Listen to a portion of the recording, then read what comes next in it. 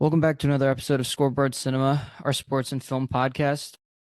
With the recent release of Furiosa, a Mad Max saga, being in theaters for a couple weeks now, we figured that we would continue our blockbuster summer season and look back at one of the most acclaimed action movies of the past decade.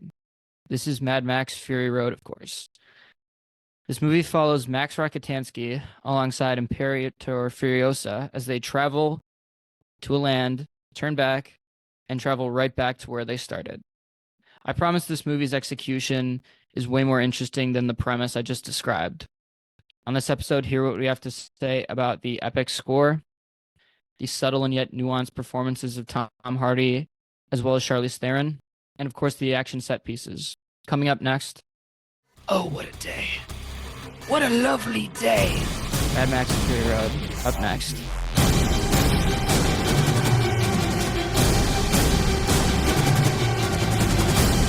Okay, so this is Mad Max Fury Road. So this came out in 2015. The last Mad Max before that was Beyond Thunderdome, which was 1985. So we have, quick math, 30 years since the last Mad Max when this movie came out. I remember this coming out. I didn't see it in theaters, and that's a damn shame because the best thing I can say about this movie right off the bat is it's just spectacular in the most literal sense. It is a spectacle. Everything about this movie is about its presentation. Whether it's the way the movie looks, the way the action set pieces are filmed, the stunts that these people do. It's really like, I don't like to use the word cinema magic too much when describing a movie, but this is really, really like squeezing the most out of its budget. More than most action movies have ever done before. And especially in today's era, now more than ever, when most movies just rely on computer generated imagery to make these action set pieces. It's really refreshing that George Miller, who did this a lot in the first Mad Max and the others, were finally just going back to basics, doing real stunts, doing real action. And yeah, that's one of the first things that I want to give about this movie right off the bat. Yeah, I think this is like one of the last great blockbusters, honestly, to just completely rely, or for the most part, rely on practical effects rather than CGI. And the only other like filmmaker that's making blockbusters that's maybe similar is Chris Nolan, who relies more on practical effects as much as he can. But like this movie, I was looking on YouTube at behind the scenes clips, and this movie might have like the craziest behind the scenes that I've ever seen. Like everything for the most part that we see in the movie actually was happening in real life. Like the cars flying over and blowing up and everything. Like they were legitimately doing that all in real life. Like I can't name any other movie in the past 10 years that is like that. I mean, we have Fast and Furious, and that's like pure CGI. They're going to space now. I know damn well Dwayne The Rock Johnson and Dom Toretto aren't driving those cars. They definitely have like stunt drivers and stuff. I don't think they actually flew to space for for Fast Furious 10. But yeah, I think the first thing that I want to praise about what we liked for this movie is that I just think the reason why this action works so well is just the editing of it all. I think that George Miller and specifically the editor of this movie, Margaret Sixel, did things that totally ramped up the tension and pace of Fury Road, and I can't give them enough credit for it. One of the things that I saw for the filmmaking aspects of this movie is that they would intentionally take out certain frames from the movie so that while this action was happening, it would feel disjointed and really chaotic, nonsensical in a way too, which I think perfectly fits this movie. It's very erratic and chaotic, and I think that it fits the movie so well that things just happen faster than you might even expect them to. And I was even looking at the overall amount of cuts in this movie, and it was called they call it ASL, it's average shot length. And this has among one of the lowest average shot lengths that has been recorded. They said it was an average of 2.1 seconds for every frame in this movie. Every cut is so frantic. And to be honest, there's very few like scenes that I could think of that had a shot that was longer than 10 seconds. Some of it was just like the exposition shots. I think the scene where Charlize Theron is like kneeling in the sand was 6 to 10 seconds, but most of this stuff is very, very quick. And the Yeah. movie gets into the action almost immediately. So they don't have much time for long takes. And I know that long takes often get praised because they're harder to do. I know movies like 1917 and others, obviously, there's a lot of difficulty in preparation that goes into it. But in this movie in particular, I think that just the velocity and intensity of the movie would not be the same if it wasn't edited the way it was. Yeah, this has to be one of the most difficult movies to edit of like all time because there's so much shit going on. It's one of the most overwhelming movies that you can watch just because there's so much different things going on the screen. Like there's explosions, there's crashes, there's so many different characters and like weird looking people that they like want to focus on.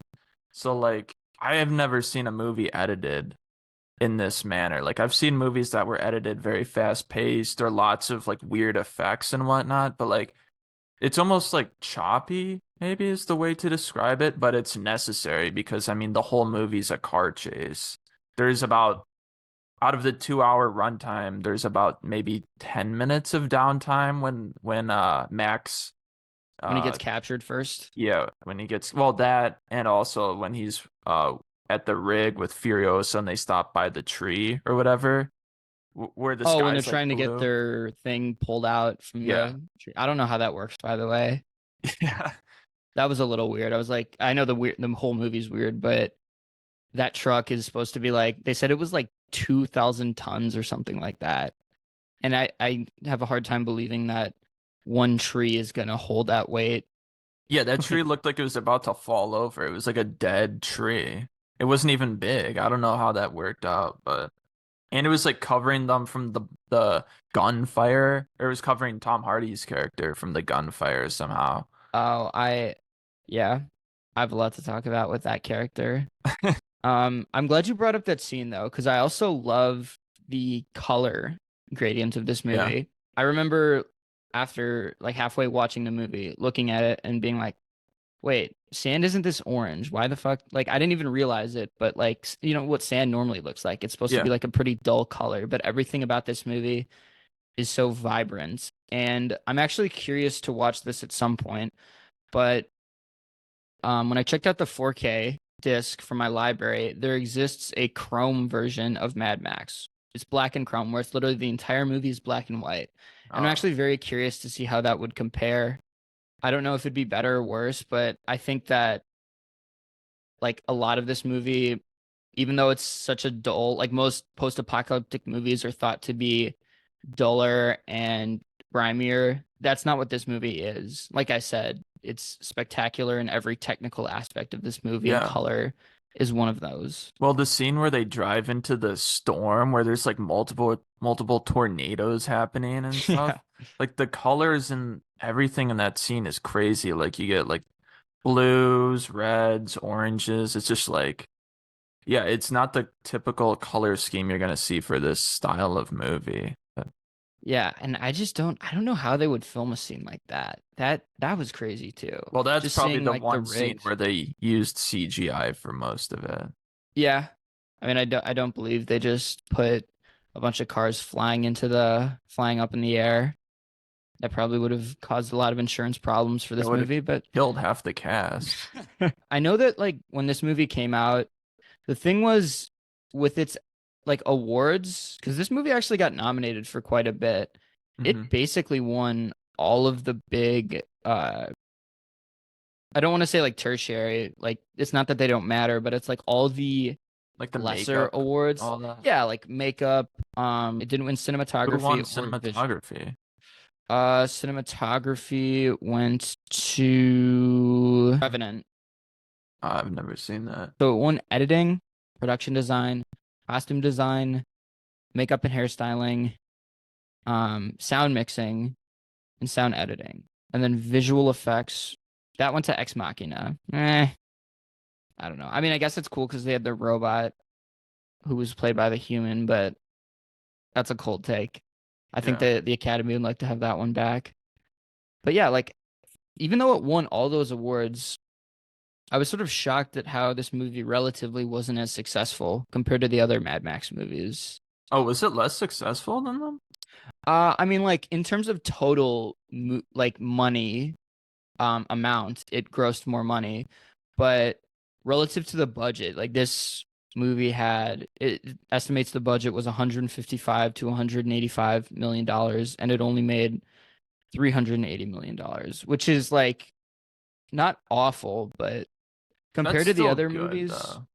yeah, but like the first Mad Max ever, the original one in 79, that's actually the most profitable movie to ever be made. It was made on a $100,000 budget.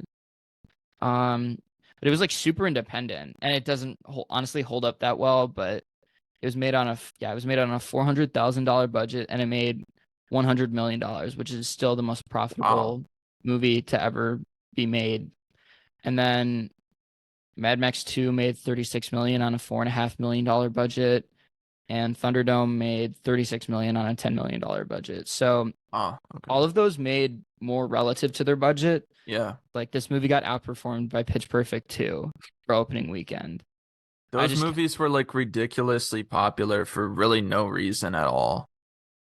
I think it's just the viral appeal, but also Yeah. like I don't know. I know that like Mad Max isn't like the most popular action movie franchise, and I was trying to think of reasons why that didn't happen, but like I guess the only one I could think of was that um Max was obviously recast famously. It Yeah. wasn't Mel Gibson. But honestly, like I know that there's the big controversy with Mel Gibson and his opinions on certain things, but I mean, even if they had put him back in this movie, Mel Gibson would have been like a 50 something at this Yeah, point. he would have been too old. I think I was reading that the director George Miller. I mean, there's a bunch of different reasons why they didn't bring Mel Gibson back, but it seemed like the main one was the age. I think he wanted a younger actor to play it. And like you point toward or you talk about how it was kind of surprising how Fury Road wasn't as popular or as profitable as the other ones. I think it's because it was such a long break in between the third one and the fourth one. So like people, I mean, it was a cult thing in the late 70s and the 80s, and people had probably grown out of it and forgot about it. And now they're bringing it to a new audience that doesn't really know about it so much. And it's kind of hard to drum up hype for that because to me, I could be wrong. I don't think Tom Hardy's like a guy that's going to sell a ton of tickets, at least now. Maybe in 2015 he was, and I'm not saying Tom Hardy's a bad actor or anything. I just think he's maybe like more of a B-list actor.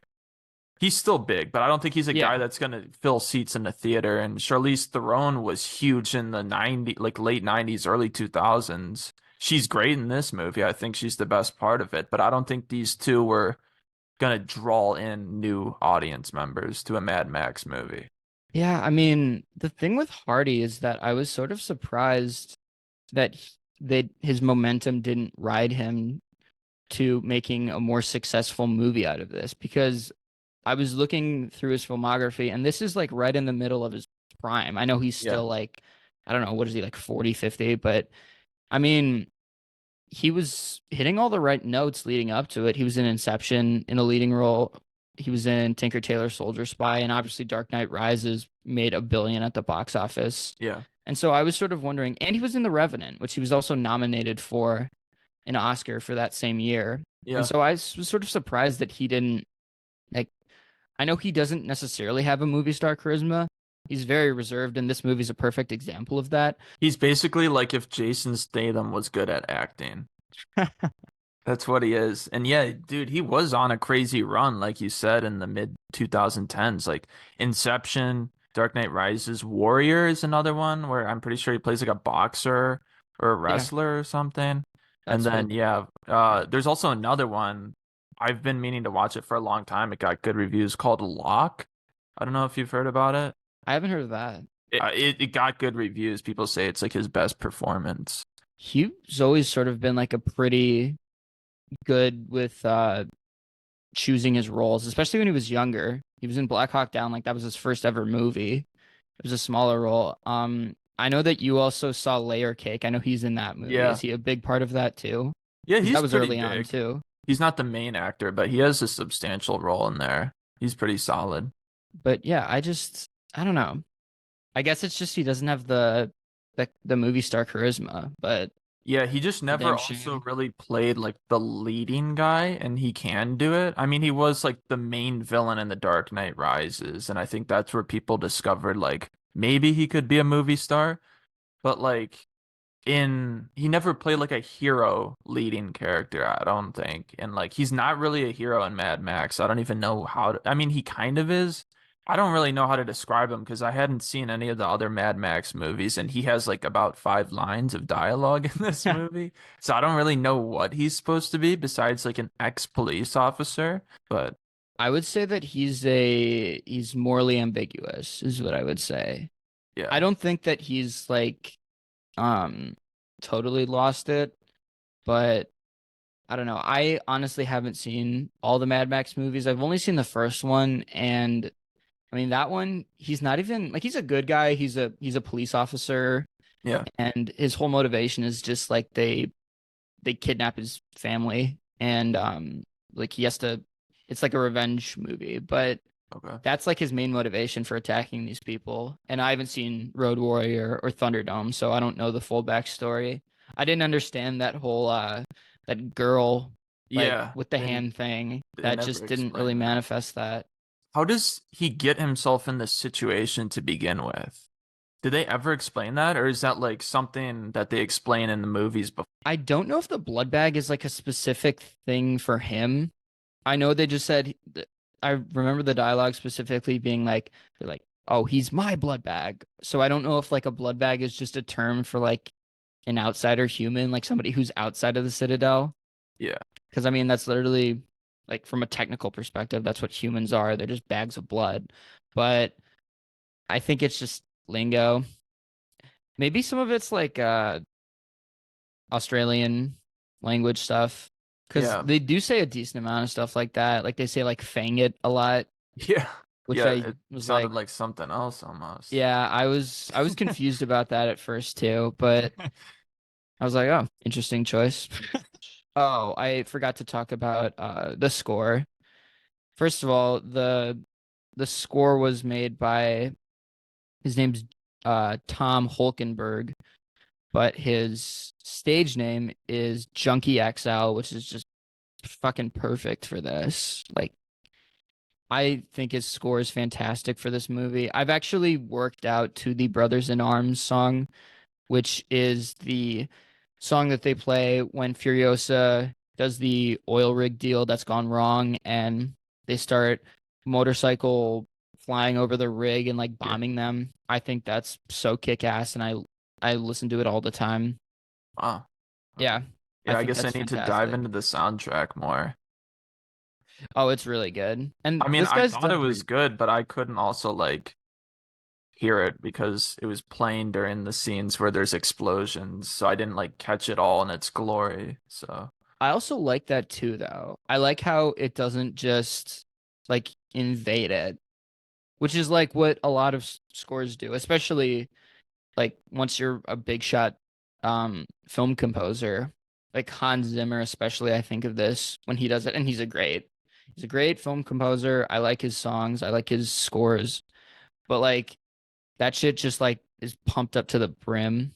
Like he just turns the volume up to 100, yeah. especially in like Dune. Like that just invaded my eardrums for like 2.5 hours, and I don't mind it. Like it's good, but I like how sometimes in the movie it's just quiet and it just lets the action cook. It Yeah. doesn't rely on it to feed into your senses.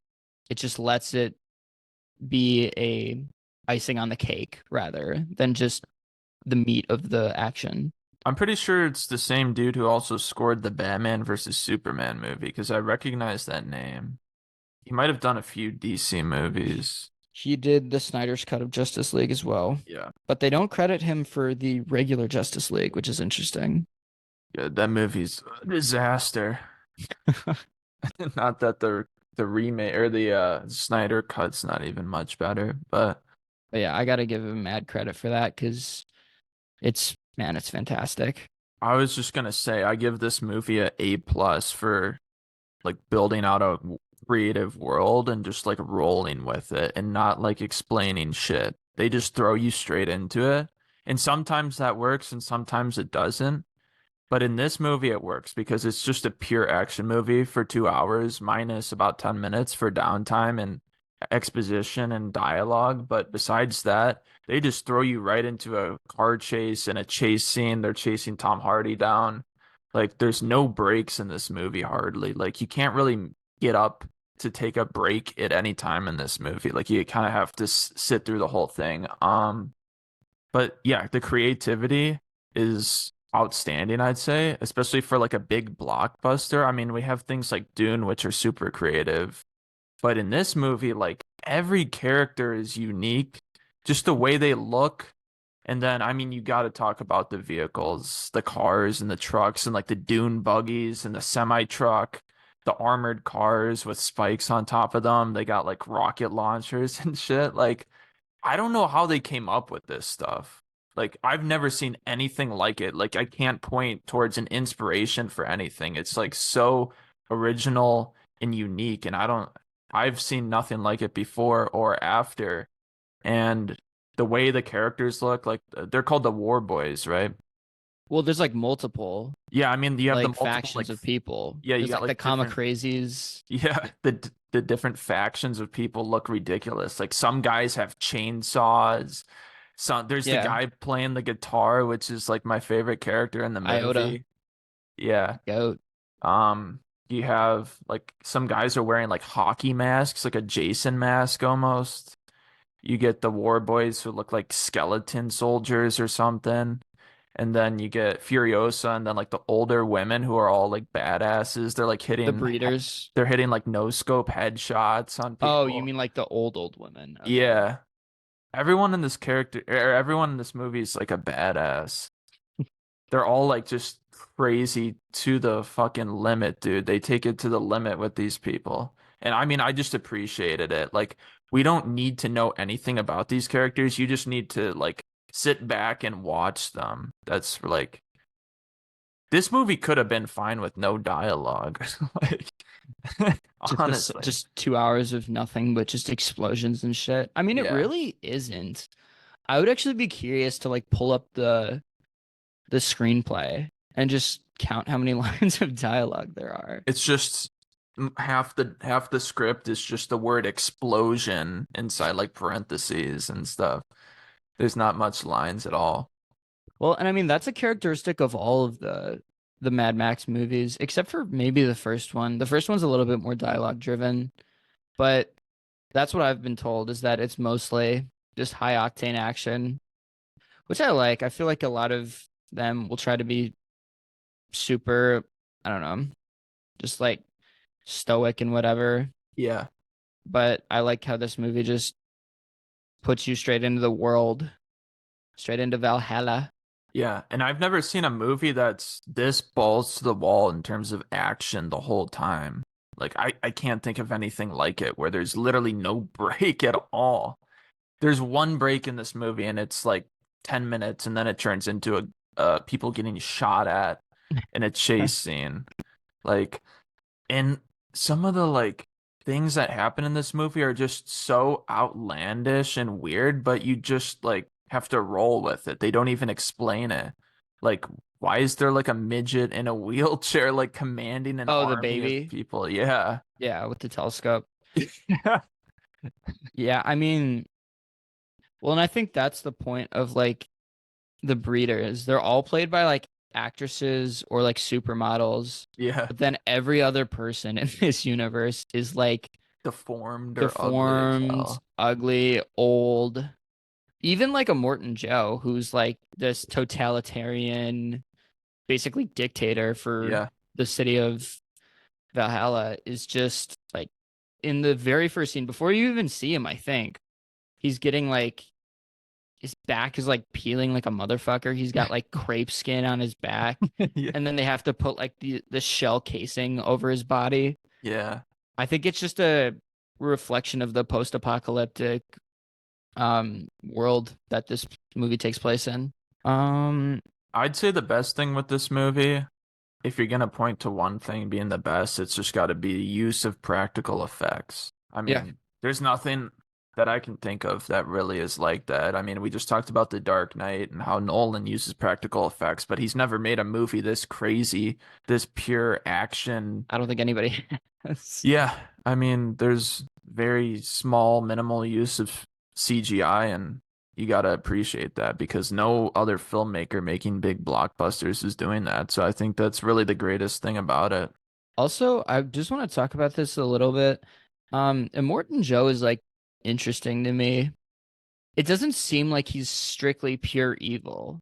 That's one thing that's interesting. He's not even like admittedly not a huge focal point of this movie, but I think it's interesting how like he doesn't even think that he's that evil.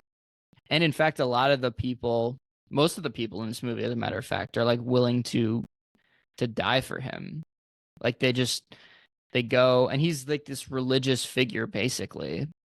I don't know what they would call it, but it's just like you'll be riding with me in Valhalla, and he'll just tell like Nux or any of the people, I don't know what they're called. It's just the people with like all white bodies and Yeah, the whatever. War Boys. Yeah, the war boys. And just he'll just command them on sight.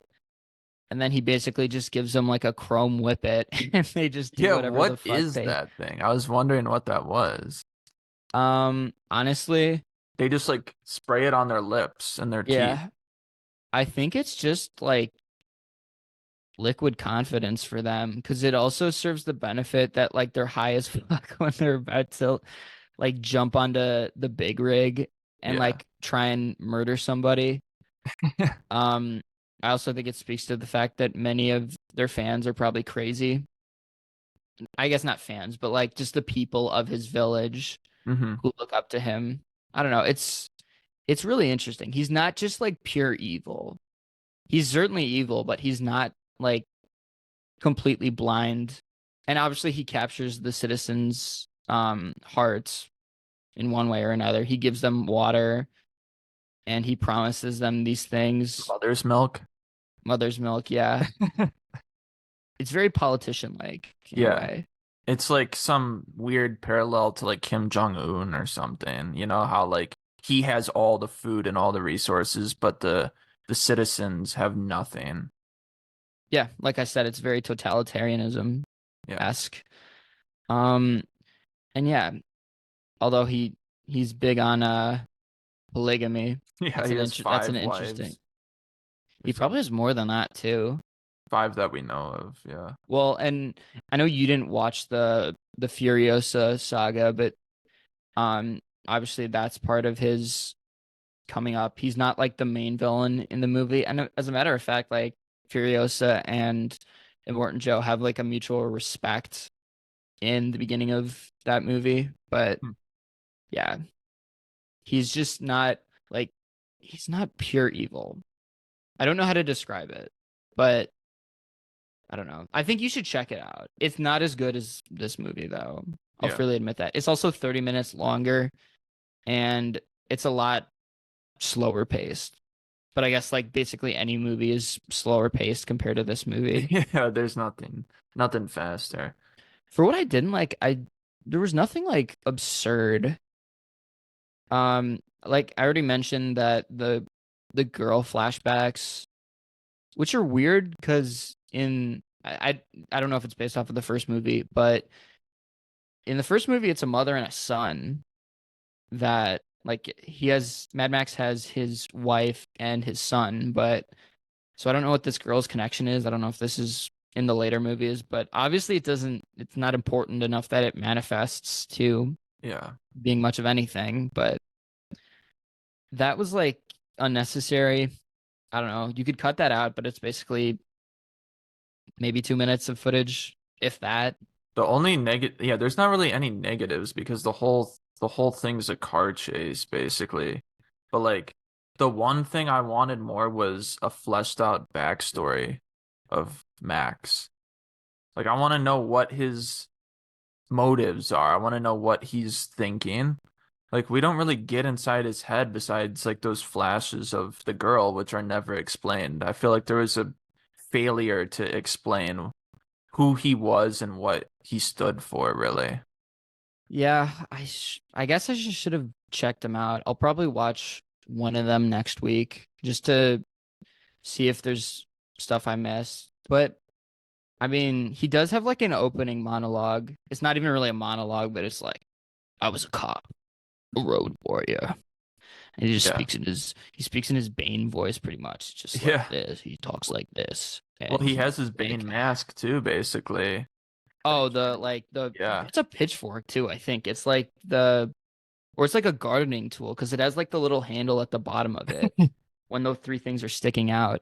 Yeah. Um, that's another thing too. They're so fucking crafty when they make these. His mask is a pitchfork. I don't know if you saw, but do you know those things that you like measure your foot with at Yeah. like a shoe store? Yeah. That's like a gas pedal in one of those Oh places yeah. too. Yeah, The yeah. driving wheels are all like fucking, some of them are like skull and crossbones laced with like wire. Um, some of the doors are made out of like uh hospital car doors and shit like that. It's just really creative to Yeah. like just make all of this stuff.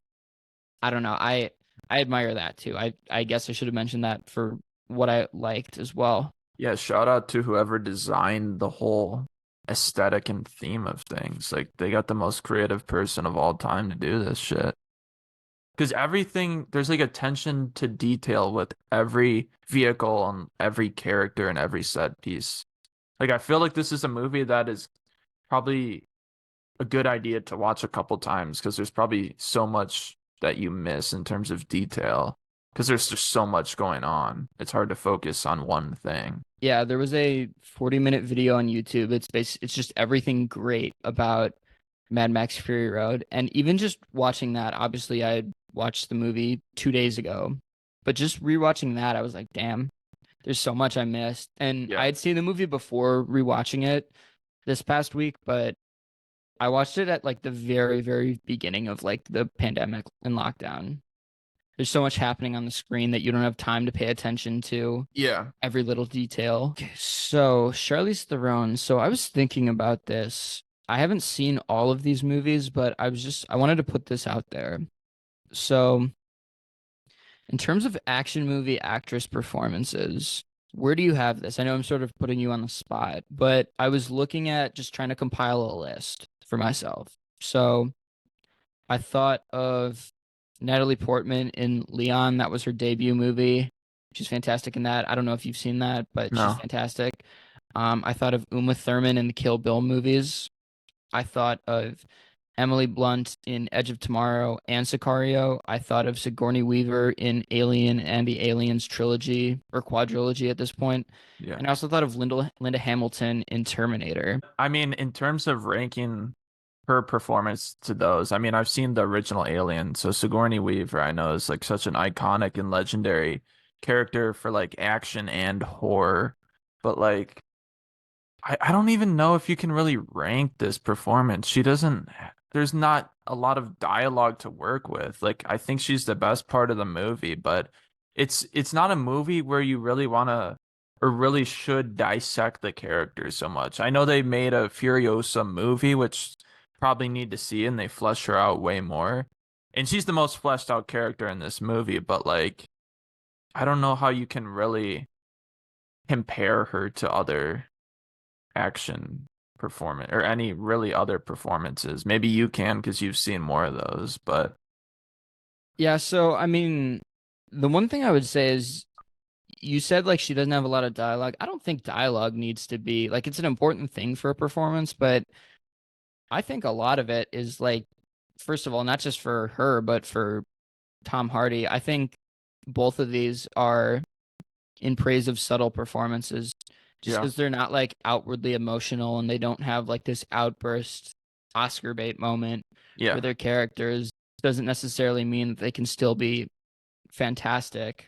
Um, and obviously, Charlize Theron has actually won Oscars herself. She won for Monster when she was in her 20s, where she played like a serial killer. But yeah, I think that just from body language and facial expressions, she's very fantastic. She's confident but worrisome.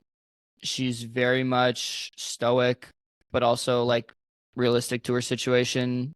She does have, I guess she does have her one emotional outburst when she's like screaming in anguish after finding out that her homeland was basically ravished from her. And that's actually a big part of the Furiosa movie. A lot of it is when she's a child, like very, very young, like preteen, growing up with her mother and having her life taken away from her. So upon watching that, that might even hit on a greater level if you'd seen Furiosa. But I think that she's fantastic in this movie.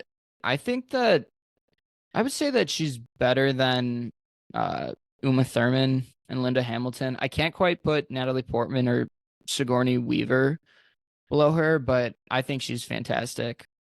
And I think another thing about her character that I really appreciate is that she's smart and savvy with the art of combat in this movie, but it's not unrealistic to her character. Yeah. Like when she's fighting Max or she's fighting anybody else who is attacking her at that given moment, she doesn't just overpower them by sheer force or whatever. Mhm. She's simply just resourceful and she's calculated and she has tricks up her sleeve to help her give her the upper hand. And I think that because obviously, like, realistically, if you're going up against Tom Hardy, who's literally like, he's yoked. He was breaking backs in Dark Knight Rises. He Yeah. was fucking fighting people in the boxing ring in Warrior. Like, almost nobody's gonna win that battle anyways. But with Charlize Theron, it's just a matter of planning and being savvy and a shrewd operator that she's able to get the better of her and her other opponents. Yeah. I think her acting where like later in the movie when she's like slowly dying after she gets stabbed or whatever. Oh, and she's like wheezing. Yeah. Yeah, I mean, she doesn't really have many lines, but I just think the way that she conveys like the pain and like trying to fight through that to ultimately win in the end, I think that's probably my favorite of her acting in the movie. I think she's really good in those scenes. Just like the emotion she has on her face without, like you said, you conveying stuff without actually saying it. I think she does that really well there. And like she's like everyone else in this movie, they're a badass and they make like all the women in this movie are like more badass than the men, to be honest. Yeah. Especially like the old ladies. Like I love them when they come along and they're just like, "Oh, every time I've killed someone, it's a headshot," or whatever they say. Yeah. It's just like cool. Split the medulla or whatever it is. One split in the medulla. But yeah. No, yeah, they're very much cool. I gotta give a shout out to George Miller and just the casting director in general for his eye for talent. This is Zoe Kravitz in like Oh one yeah. of her first roles. I don't know. I didn't look at her Catwoman. filmography before this, but obviously this is pre-Batman and I think she's in a couple other movies, but I can't think of them off the top of my head. But for her to be, and she's not like a humongous part of this movie, but for such an early role, and then obviously now she was in like Gemini. She was obviously in the Batman movie, which was fantastic. But I don't know. I got to give him a shout out for that. And also, like I said before this, a lot of these people, like some of them are just straight uh models. Yeah. So honestly, like I gotta give them credit for that too, because there's a lot of people where like they just try their hand at acting and they're terrible at it. But I think they all do a pretty solid job with what they're working with. Also got to give a shout out to Riley Keough. I think that's how I said it. I think Yeah. that's the correct word. But obviously, she had a big takeoff after this. She was in Daisy Jones at the Six, which was a very big thing for Amazon Prime. Uh, Logan Lucky, The House That Jack Built, American Honey. She did a lot of good stuff, but I think George Miller did a really good job at writing and fleshing out all these characters, even those who don't have a lot, like Anhura, what's her name? Angharad. That's her name. That girl's a straight model. She's in two movies, literally. And this was her last movie, as a matter of fact. Her credits are Mad Max Fury Road and the critically acclaimed Transformers Dark of the Moon. So What a hell of a filmography that is. I was looking at one of the girls. Oh, Abby Lee, that's who it was. She's in the critically acclaimed Gods of Egypt. Oh, Jesus Christ. Yeah. By our boy, Alex Proyas. Yeah. Jesus She Christ. she's a Victoria's Secret model, I guess. She She was good. plays If I remember her, she's the one who's like always bad mouthing Max. yeah, she Like, plays the Dag, is her yeah. name. But they're just like, he loves Schlinger. Or whatever Yeah. the fuck it is. It's like some goofy shit. She's got some kick to her. I wish that she had a better career than that. Yeah. Although I didn't realize she was in Old, but Oh, that's yeah. fuck that movie. So Yeah, this was her apex mountain for her. yeah. That's what you get for Gods of Egypt. I do want to Yeah. see the Neon Demon too, though. I've heard that's actually pretty decent. Yeah. But You that's the know, only other one. I always back to like Charlize Theron. It's kind of crazy to see her evolution from like Devil's Advocate to this.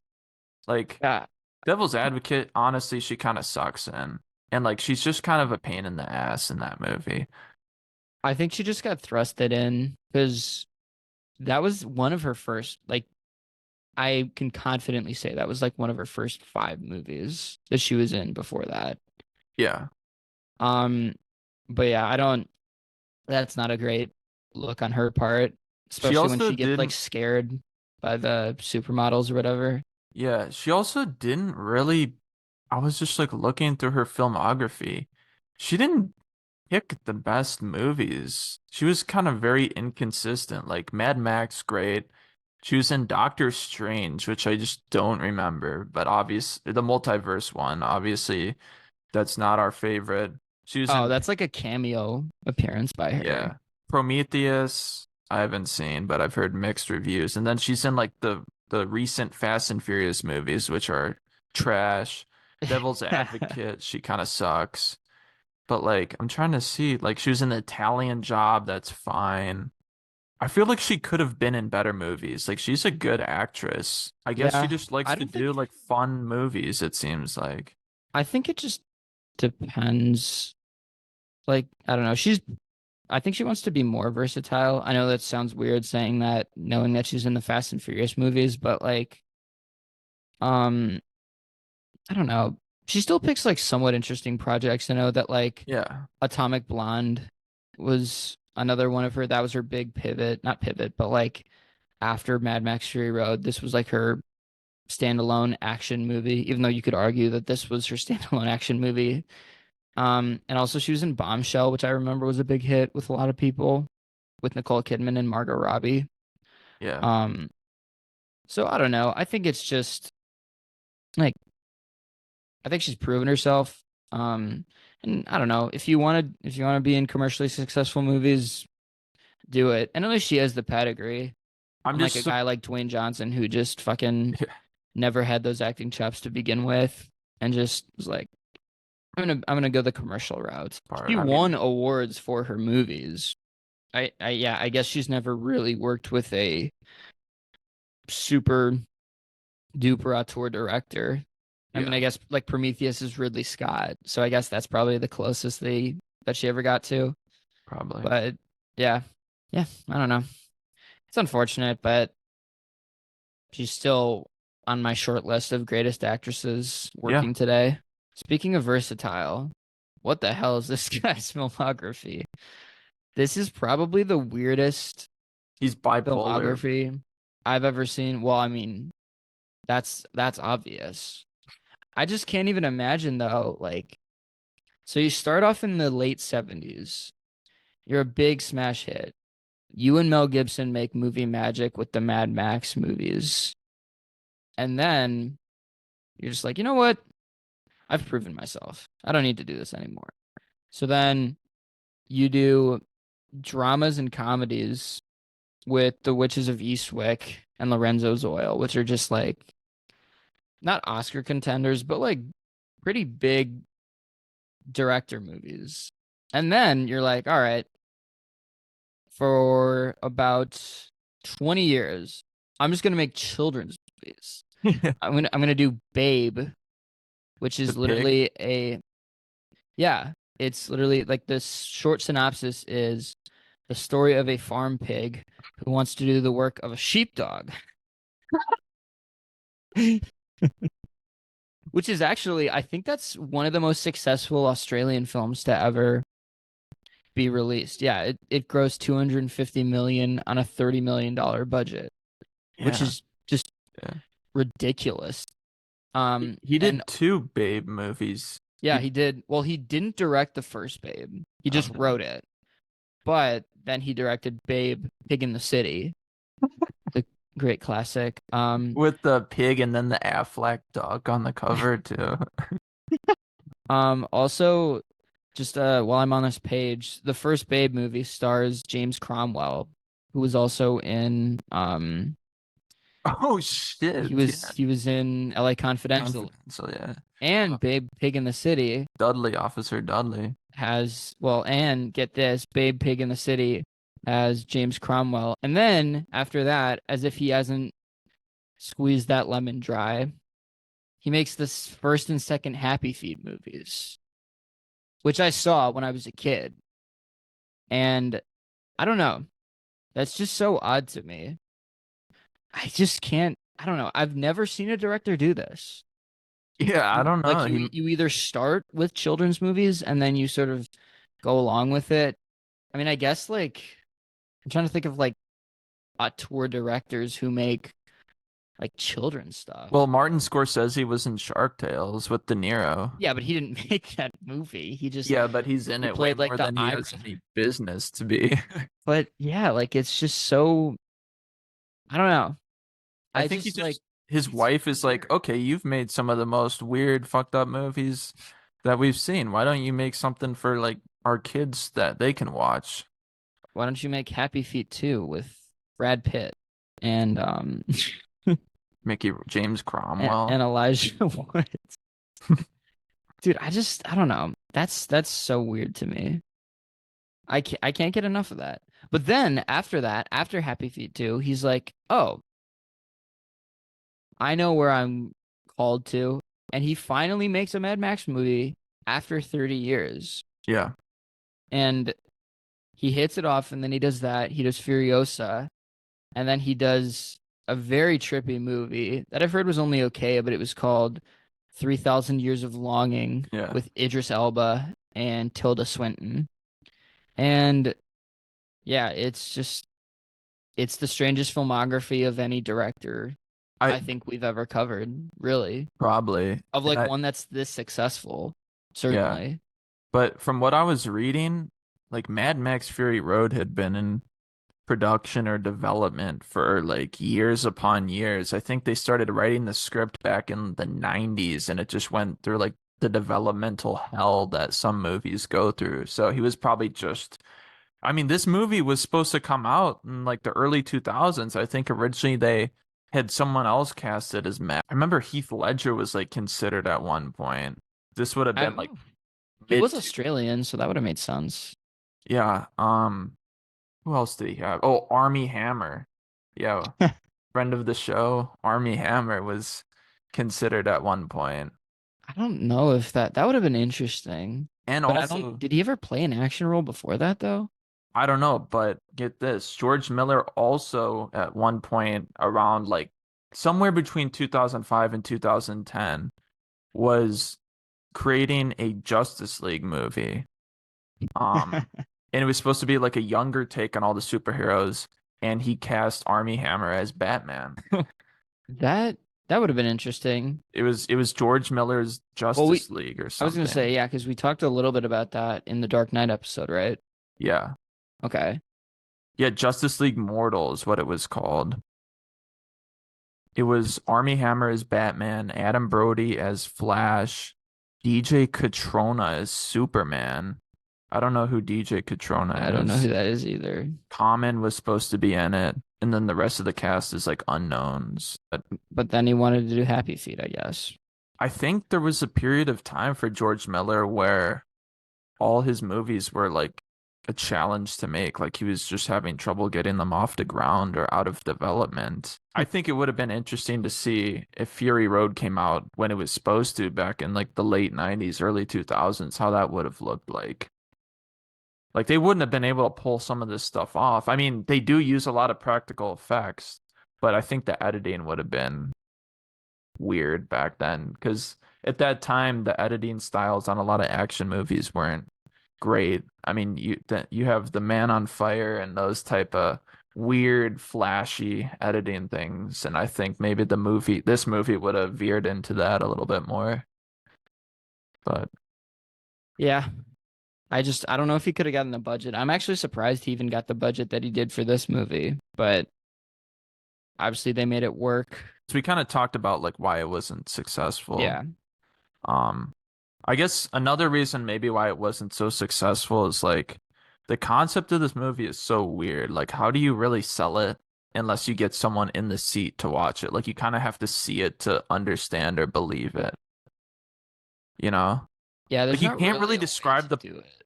you can't describe the plot of this movie to someone Well, because I there was gonna isn't. say like the in the intro, I literally said like it's they drive somewhere and then they turn back around and they drive back. Yeah, Like exactly. that's the most literal plot of this movie. But I don't know, like I'm even old enough to remember, like I really wanted to see this when this came out. I was like dying to see it, but they were just like my dad wasn't big on letting me watch R-rated movies. But even then, like this is a pretty soft R if I'm gonna be real. But Yeah, like there's only like there's like some sex stuff, I guess, but there's some weird stuff they going didn't on in make the it. background. But like I guess other than even for like the violence, the only scene that like really goes crazy is when Furiosa straps her like chain to Immortan Joe's jaw and Oh he yeah. just gets fucking ripped to Yeah, that's shreds. But that's brutal. even that they don't show like they show a quick cut of it and then you just see the chain and the tire. And Yeah. then I guess you do see a close up of it after when Mad Max like takes the cover when they return to the Citadel, but I don't know. They probably I think just it's a thought pretty soft R. they probably just thought it was too intense for kids because there's no break in the action. I don't know. That's certainly true though. It's more intense than like graphic. Not Yeah. like they don't really like swear that much ever because their like style of language is so weird. We don't even know what the fuck they're Yeah, dude, saying. because they have the fucking George Miller went to the Christopher Nolan School of Sound Editing and Mixing. So, Yeah. yeah, I don't they maybe they did swear. I don't even fucking know. But as for how this ranks for 2010 action movies, so I Yeah, mean, where I do you feel have like this? so I'm gonna talk about it more in the superlatives, but as for Okay. now, so I think it's better than like the Marvel movies, obviously. I think that those, well, actually having some very good action in them. I just think that again, I'll always give the tie to the runner when it's a practical means of doing your action compared to just like splurging $100 million on computers to do this. And then the other movies I was looking at, I do really like the Fallout, Mission Impossible, and the Ghost Protocol Yeah. Mission Impossible. I think those are really fantastic. And Mm-hmm. obviously those have fantastic stunt work done by crews and of which I'm a big fan. Um, I think those are fantastic. I still think this is better though, just because it's just pure octane. And again, like you might say, oh, it diminishes the plot because you don't really know what the plot is.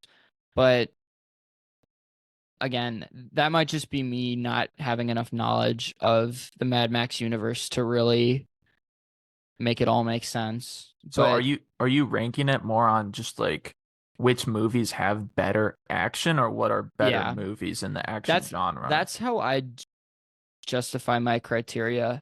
Because I Okay. think you can look at a lot of movies and be like, oh, this is the best movie. Like it's like when people think about it with horror movies, like is the best horror movie the scariest horror movie or just the best movie that happens to be a horror movie? I see it the same as with action because there's a lot of movies that are fantastic with their action, Yeah. but the action itself isn't better than this movie, for example. So I don't know. It just sort of depends on your criteria. It's all very subjective, Yeah. but that's my opinion. Just from a pure action perspective, I can't really put any 2010s movie above this. Okay. I looked at it more like what was the best movie within the action genre Okay. of 2010s. But if I was ranking it like how you did in terms of what has the best pure action, I guess I'll give my two different versions. In terms of what's the better movie within the action genre, I had movies like the Mission Impossible movies of the 2010s. I had the John Wick movies. I think those are a little bit better. Most of them, like three, two, three, and four, are probably better. The first John Wick, no. I had like Skyfall, the James Bond Okay. movie. I really like that one. Sicario, I don't know if that completely fits into action or not. I was debating the Avengers movies. In the end, I don't think so.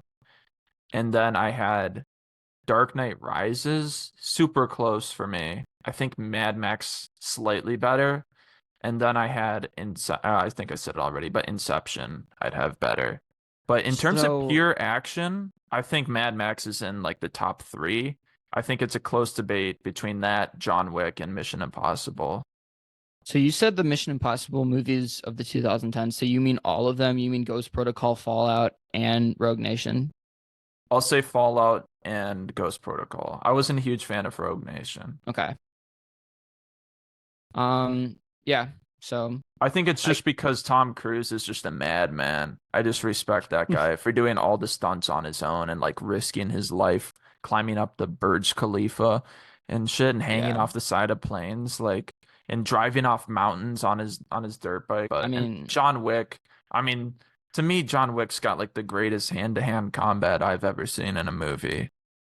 yeah.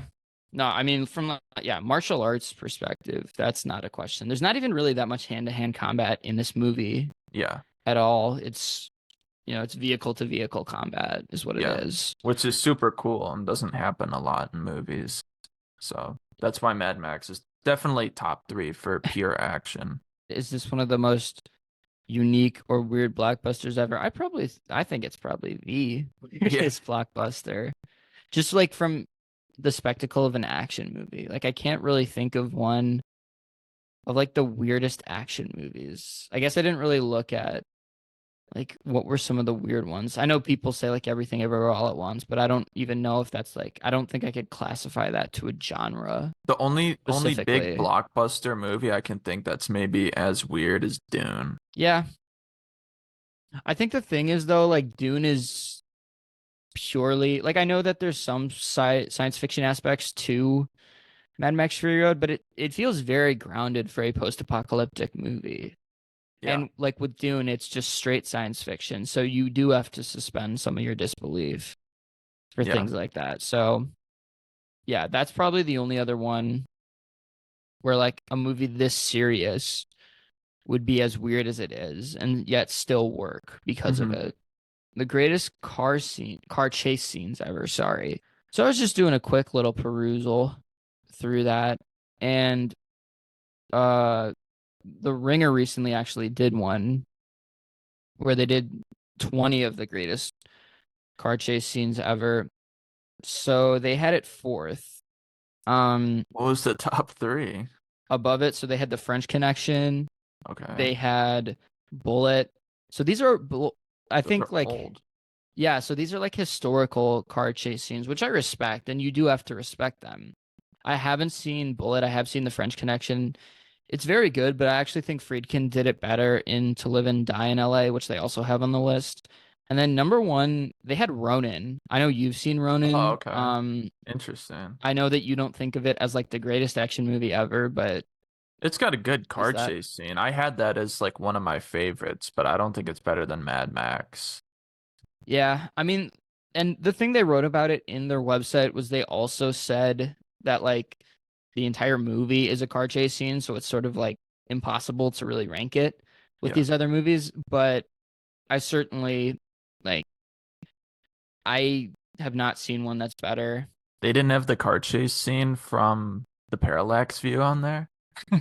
No, they didn't have that.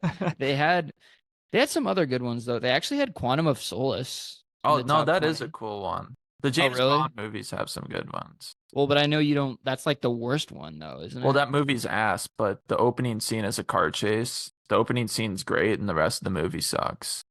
Okay. They used all their effort up on the first scene. Inspect the Spectre James Bond movie has a really cool chase scene too. Yeah, they didn't have that one on the list. They also had Rogue Nation. They had Fast Five. I Oh, mean, I haven't seen it. I like the Mission Impossible Dead Reckoning, the chase scene when they're like handcuffed in the taxi cab. Remember that? Oh, that's cool. Yeah, Yeah, that's a unique one. I like that one. I don't know how recently this list was published, to be honest. So I don't know if they had that there, but I How think it's about appropriately ranked. do they have the Bourne Identity on there? That's what I had as number one for me. They had the Born Supremacy on there. Oh, really? They didn't have the Bourne Identity? That one has like one of the that was my number one greatest car chase I've seen. They said the Born Legacy. They do mention that the Born Legacy has a great motorbike sequence, but that's all the mentioning that it gets. Hmm. Um, yeah, some of them are like I don't agree with all of them. They also do have The Matrix Reloaded, which is very underrated, even I've if the movie's not fantastic.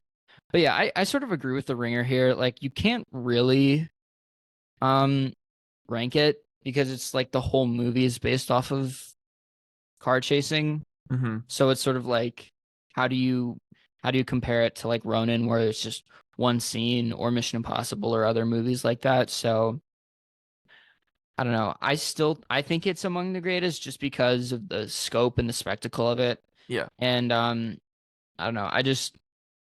I hate how in movies like this was sort of the time when, road movies were fantastic.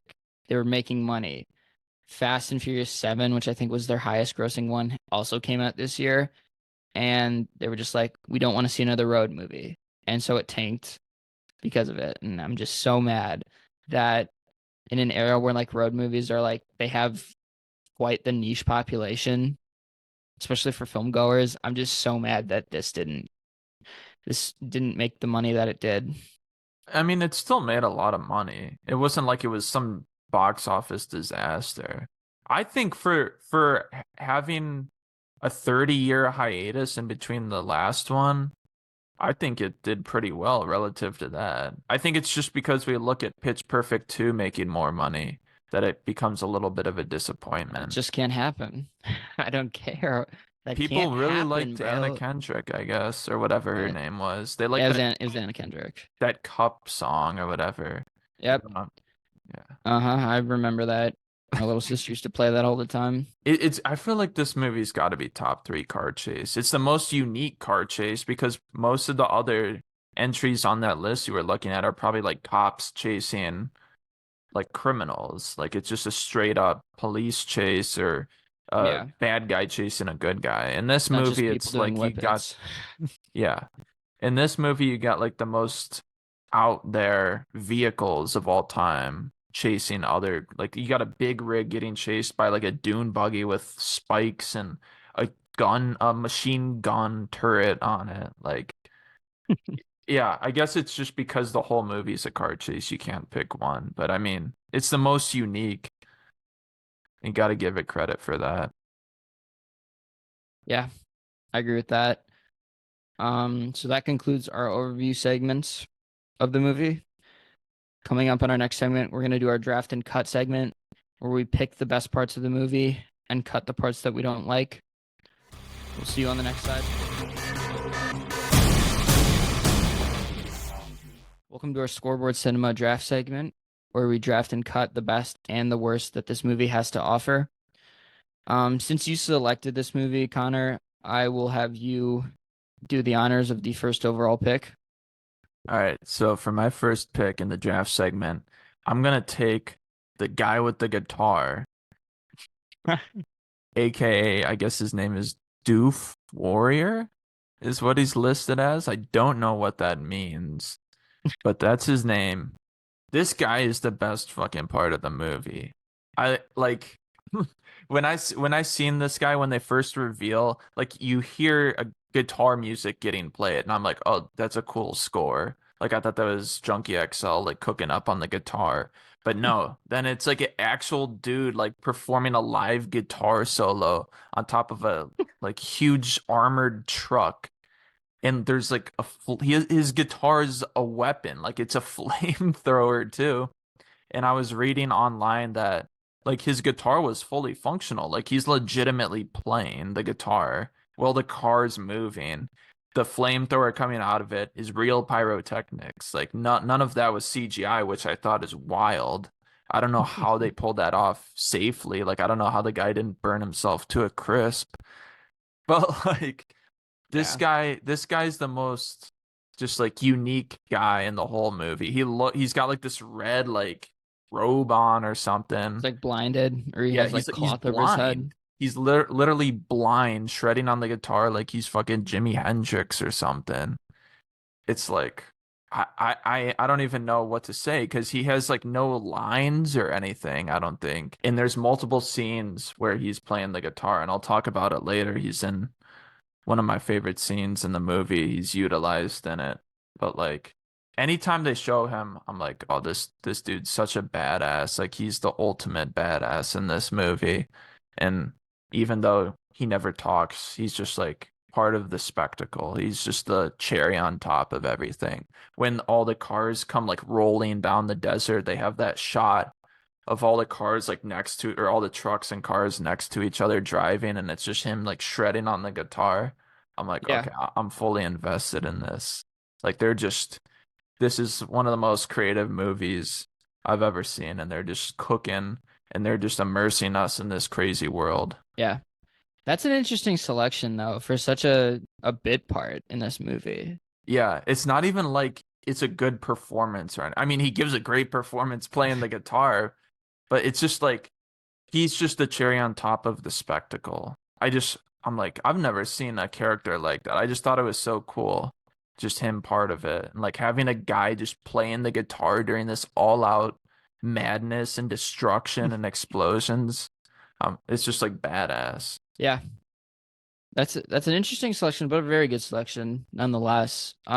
With my first pick, I'm gonna do the big rig labor chase scene. So this is when they go to the biker gang, Furiosa Mhm. does, to get some give them some guzzling, as they call it Yeah. in this movie. Mother's milk and guzzling. And then uh quickly it goes to shit pretty easily. In about in a matter of I think 5 seconds, they break their trade because all the gangs are coming after this biker gang. And then uh I don't remember her name. I'm not gonna pronounce her name because I don't fucking remember it. She goes into labor. She almost has the damn kid. So On the then rod, on her yeah, she goes into labor. And of so course. quickly Max just starts operating the rig, driving the car, and then brandishing the gun for Furiosa and himself. And they just go on this chase where they just shoot off all the bikers. And it has everything in this movie that I love about this movie and action movies in general. It has the stunts, the score, the peril, the camera work. I can't really get enough of it. And the action scenes leading up to this were still fantastic, but seeing all the stunt work, all these people actually like flying off these motorcycles, bombing the rig, attacking Max, and just all of that really let me know that this was something special. I watched this movie late at night when I rewatched it, and I was a little bit sleepy going into it, but by the time this scene came on, I was wide awake throughout the entire movie. And yeah, I think that's like there's a bunch of signature scenes you can pick from, Yeah. but this was definitely the one where it really sort of gave me the start of like, oh shit, I see why people see this as an all-time action movie.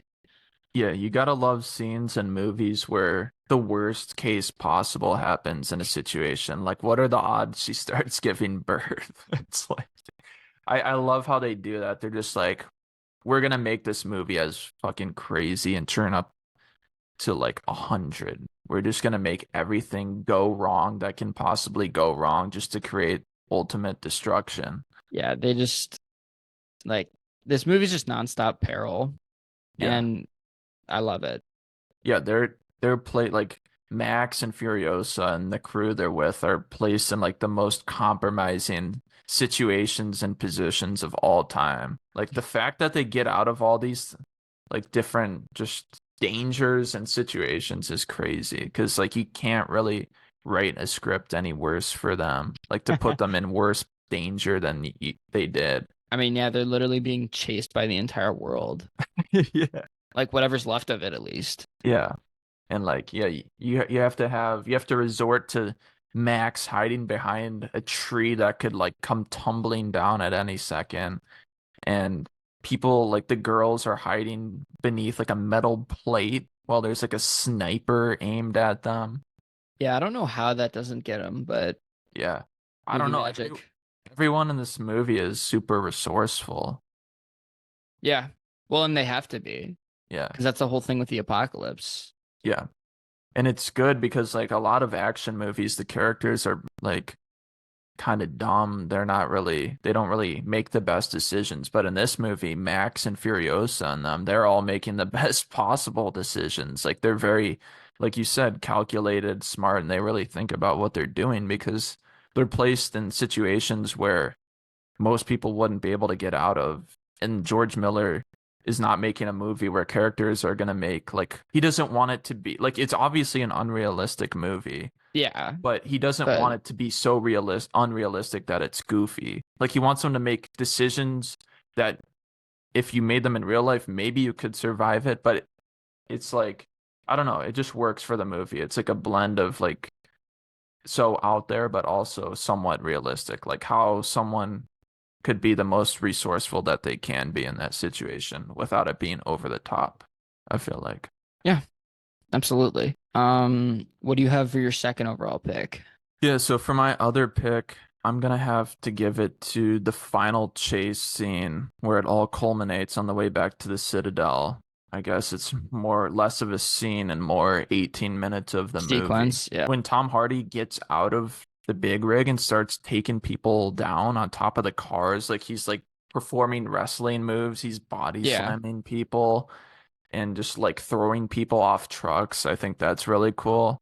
Um, the guys with the chainsaws, I don't think it's the War Boys. I don't know which It's a like different group. yeah, but they come in with like chainsaws, like there's like horror movie like slasher characters. Like you're getting like Leatherface type people coming in.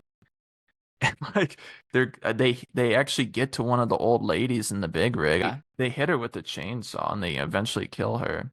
But you got guys running in with chainsaws, and then the people in the big rig are stealing the chainsaws and like slicing them with it. I thought that was really cool. That's a really like unique weapon to use. Um, oh, the grandmas. Yeah, I mean, I already talked about how they're When they're badass. sniping, yeah. But yeah, they're sniping out the window, getting them headshots, and just they're doing the most work out of anyone in this movie. Like they're getting the most kills, honestly, besides probably like Tom Hardy's character. Yeah. But the grandmas are like they're not fucking around. They're about business. Like they're not a in a lot of movies like older people will be like a liability, but in this movie you need them. Like they're essential to their Yeah. survival, honestly. Like that group of grandmas had survived together in that like little desert area they go to. Just them. Like they had to leave the green zone or whatever they call it. Yeah. Which yeah, so they're pretty resourceful too. Like many of the other characters. Also the like guys on the poles or whatever on the cars, they're like circus performers. They're like going from car to car. I thought that was really cool. I like that. And there's one point where Max is like fighting a guy to the death on one of the poles and it like falls almost onto the ground. Like they're like 3 inches off the ground, like fighting. I thought that was really cool. And then my favorite part of the movie when Tom Hardy gets to the big rig with the guitar player guy on it. Oh, and they start interacting. Yeah, they start fighting and Tom Hardy like is like stealing the guitar away from the guy and like hitting people with it and using the flamethrower from it on people. I'm like, that's the best scene. That's like the movie summed up right there. I love Yeah. that part. Like I just love how they use like unique weapons. It's not just guns shooting at people. You're using a flamethrower, you got guitars, you got snipers, you got bow and arrows, you got chainsaws, you got like machetes, you got all kinds of like crazy unique weapons. Yeah, I mean, resourceful directing, resourceful warriors, all the above. I just think that I don't know. This movie, like, I know that it still gets the acclaim from people, but I feel like it's not as famous as it should be. Even though it's still really big, like, I don't know. I really wish this movie, I wish this movie made like $1 billion and George Miller was like the next Chris Nolan, even though he's like obviously a lot older. Yeah, I mean, I think it's just kind of like a niche idea, the whole idea of Mad Max, because obviously people love high octane like car chase movies, but they already know about the Fast and Furious. They're just gonna go see that. I think it's really hard to sell this movie because you can't like it's not made for kids. Like families are not gonna go see it. Little kids are not gonna go see it. So you're missing out on a huge demographic there. Those families are going to go see the Fast and Furious movies or like a Need for Speed movie or something like that Need for Speed. The with fucking Aaron Paul. yeah, Jesse from Breaking Bad Oh my God. Yeah. and Kid Cudi's in there too. And bro, even that movie made fucking 200 million. Yeah, it's just Damn shame.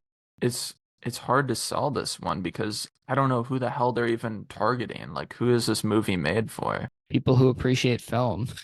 Yeah, I guess, but unfortunately a lot of people that go to movies just want to see what they're familiar with. I guess so. And Yeah, like I mean, a like lot even of go ahead. well, I guess even for like from what I've seen from the other Mad Max movies, this is definitely weirder than the other ones that made more money. Because I think, like I mentioned earlier, they had the star power of Gibson to sort of carry that over. Yeah. And yeah, there's just not enough. First of all, it's weirder, but also it has the less star power, which equals a 20 to $40 million loss on budget.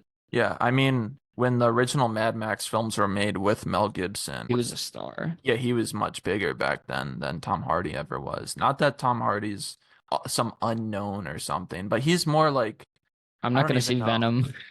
Yeah, he's doing like Venom. Like he's a movie star, but he's not like an ideal movie star. Like he's on the lower spectrum of that. Like he's an A minus or B plus star. Yeah. For my second pick, I'm gonna do the tornado chase scene just because I think that's the perfect amount of it does use CGI, but it's resourceful. It has all the octane, all the action, Hmm. all the color, and it's just like that's pure chasing chaos and insanity. And also it shows the smarts of Charlize Theron's character because she knows that she's driving the biggest rig that weighs Yeah. 2,000 pounds or 2,000 tons. And so she drives into this tornado knowing that every other car that chases her is going to get whipped into the sky because of it. Yeah. And again, it illustrates her genius, her tactics as somebody trying to escape from Immortan Joe, but it doesn't directly tell you that. And again, that's stuff that would be you would notice on a rewatch from stuff like that. But I think that's just one of the many reasons why Furiosa is so calculated and so intelligent as a warrior throughout this movie. Yeah. And yeah, like I said, it just shows her character off, shows Charlene Theron's performances off, and now she's like, "Oh, I'll be the Fast and Furious side character." Yeah. God damn it! What a decision by her. But The business decision. she must like those like car chase movies and stuff like that. Yeah, That's no, so that tough. scene with the tornado is super cool. It just looks cool, like the colors and everything. Just the fact that George Miller is just able to populate a screen with so much that you don't even have enough time to realize it. Yeah. It's just fucking genius. And this scene in particular is no exception. It's very visually overwhelming, this movie. Like when I was watching it, I was at many times thinking like, oh shit, I'm definitely missing something here. Like I might need to watch this 2 times before we do the podcast. But I almost did. I just yeah. rewatched YouTube videos about it Yeah. instead, but I would not mind rewatching this movie at all. Yeah. All right. To move on to my cut, this is going to be an interesting one, but I'm going to say just cut the plot. Just cut any story and just let it go as a chase for 2 hours. Like, I like Furiosa's character. I think she's the most developed, and like we get glimpses of her story and why she's doing what she's doing. But with like Tom Hardy's character, they don't make a fucking attempt to explain shit about him. Well, I think he's already had his movies. He's Yeah. already had 3 of them. Yeah, so cut out The the dialogue. visions. No, the visions of the girl. Cut that out because it Okay. goes nowhere. Um just yeah, like I mean it needs dialogue, but like I'd be fine with this movie just being a chase for 2 hours. This could be like a silent film, dude. They don't even need to they don't need any dialogue. I don't think any of the That's like the story doesn't really like go anywhere.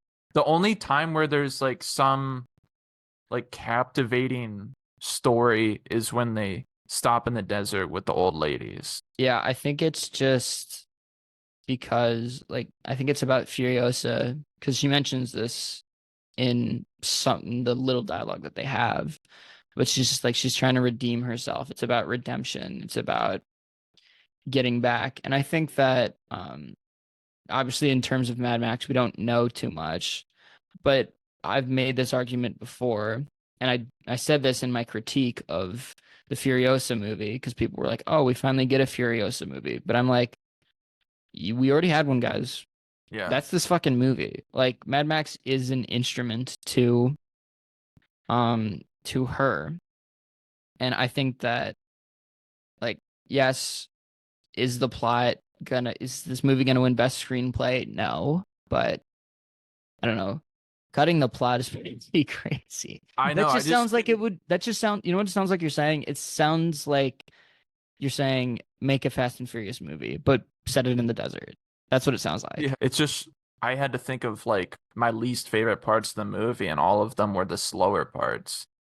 Like I like the part where they stop in the desert and pick up the older women, but like Pick up the older I women. don't care about anything that Mad Max is thinking in his mind because they never flesh it out and they never explain it. I don't care about the visions he's having of the little girl. I wish they did. I wish they explained it, but I don't think it's really even necessary for the most part. Yeah, I mean, I guess to be fair, my cut was to cut the little girl visions out, but I don't know. I didn't want to like just remove the entire overarching story of it. And again, you could argue the plot is pretty simple in nature to begin with, but yeah, like I said, and I gave this an 8 out of 10 on my rating, and it's not because of any particular flaws with the movie. It's just that like they did nothing bad. It's just not my biggest type of movie. I'm not like the biggest car chase guy. If I was a Fast and Furious head or whatever, I'd probably give this like an 11 out of 10. But Yeah. eh, Yeah, car dude. chase movies just aren't my biggest thing. Fast and Furious movie fans are missing out if they haven't seen this one. They'll be like, "Holy shit, why did I ever like the Fast and the Furious?" I've seen a That's couple what of I've them, and heard. I probably remember a grand total of 30 seconds from what I've seen. Just the scene of the cars falling out of the parking garage. I mean, I'm not like, I don't know. I'm not missing out on Ludacris and his Oscar winning acting or Dwayne Johnson or any of those guys for that matter.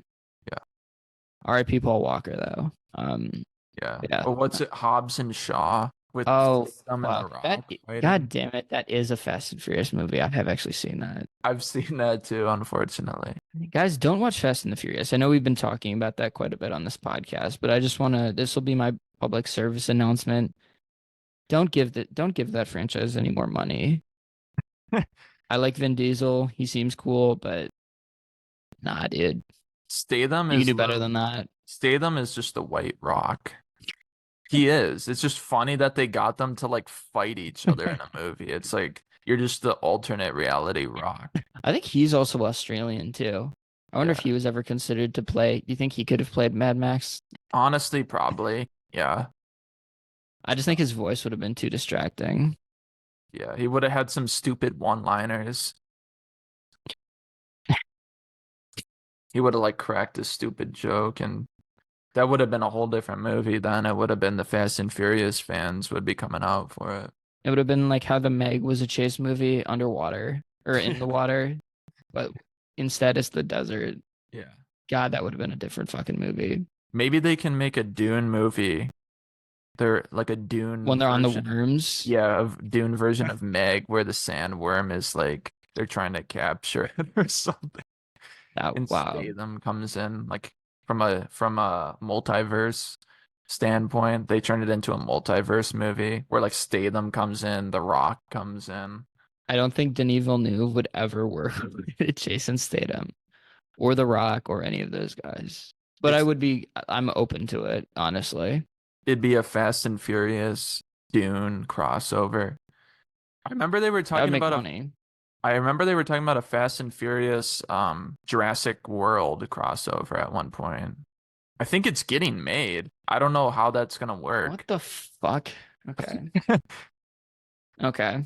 I don't know what the plot of that would even be, but That just sounds like an AI generated script. yeah. Jesus Christ. All right. So that concludes our draft and cut segments. Coming up on our next segments, Jesus, we got the Superlative Awards, giving this movie the Oscars and other awards that it really does deserve. We'll see you on the next side. To the Scoreboard Cinema Superlatives Awards. As always, we're going to kick it off first with the Russell Wilson Award for Who Let Them Cook in this scene. And I guess this isn't a scene in particular for my pick, but for such a movie that has a strong theme of feminism in it and just female empowerment in the movie, who let the script name creator writer cook? Because like these women are supposed to be, they're very powerful and they're very well written, but then their character names that he writes for them, he gives them names like Cheeto, Capable, Toast the Knowing. And I'm like, what the fuck? Like, why are Cheeto? Are you fucking kidding me? Is it spelled like Cheeto? Same thing, except the D is except instead of a T, it's a D. But it's like, dude, what? Dude, all the names are absurd. Rictus or Rectus. No, I okay, that's fair. That's totally fair too. But like, really? Really? Especially since these are all played by like famous actors and or they would be famous, like Riley Keough, Zoe Kravitz, and Courtney Eaton. And it just I don't know. That pisses me off. You don't like that part? You don't Well, like it's the just names? like, really? I don't know. They could have been cooler. Like you have like Fury Imperator Furiosa Yeah, that's a cool and then name. Cheeto in the same fucking universe. Come on, guys, do better. Capable. Capable. Like, what the fuck? Cheeto the Fragile. Huh? Cheeto the Fragile is their name. I'm like, why the fuck would you Yeah. name that? Yeah. That's a valid choice. For my pick for the Russell Wilson Award for Who Let Them Cook in this scene, I'm also not gonna pick a scene, but I'm gonna switch up the award and Okay. it's not gonna be a Who Let Them Cook, it's gonna be a Let Them Cook award. And I'm Okay, gonna give calling it an to audible. the editor of the movie. Holy shit, did they cook? I didn't look at what else they've done, but like this is one of the greatest editing jobs on a movie I've ever seen. In terms of action, definitely. And they had like I was reading there was so much footage and like you said there's so many cuts and angles on things that they had to work with. This movie was in the works for like 10 years or something. They had so much shit to edit. And it's not one of those movies that has breaks in it. Like, the more slow-paced scenes with a lot of talking and dialogue. Obviously, those scenes aren't going to be edited as much. There's going to be more long shots and still shots. But Yeah. with this movie, there's not any downtime. 90% of the movie's an action scene, so you have to have the quick cut edit throughout the whole movie. So I'm saying let them cook, get them doing more action movies. Shit, maybe let them direct something because they got a crazy style of editing that I really like, and I think it works well for these like outlandish action movies. Like get them on a Dune movie, let them edit a Dune movie and maybe make it less sleepy. Maybe get me more interested in that so I'm not falling asleep in my chair. Um, but like you got crazy effects like in different colors. You got some scenes are like sped up a little bit, which is kind of cool. And sometimes that doesn't work in movies when they speed up stuff or slow it down. But I think here it works. You got the quick, it's choppy editing, but it works so well because the movie's so frantic. Yeah. I mean, I've already talked so much about the editing. I don't have anything new to say, but I mean, I totally agree with that. Yeah. I just think that it's so like it makes the movie. Yeah. Without this editing, I don't think the movie gets the praise that it gets. And again, she got nominated for like every not nominated, she won basically every award for editing under the sun in 2015. The Academy Award, the BAFTA, the Critics' Choice Award, like, and there's no surprises for that because I'm very it's 1,000% grateful. deserved. I'm very grateful they didn't get the editor from Man on Fire to do this movie because I would have turned it off within 10 minutes. There would have been much more trips, like trippy effects, especially Yeah. with Mad Max hallucinating. Yeah. But yeah, that's a fantastic pick. Um, Moving on to our next one, the Shannon Sharp Nightcap Award for most out of pocket scene in the movie.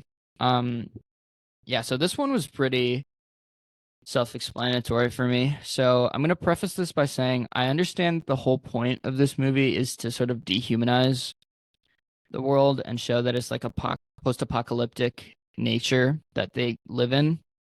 But and this is a short scene, but the scene at the very beginning when they show the breeders and all the wives, and they Mhm. just show all these big ladies Yeah. have to sit on massage chairs and get their breast milk sucked out of them so that they can feed people. Yeah. It's That not. made me like ridiculously uncomfortable.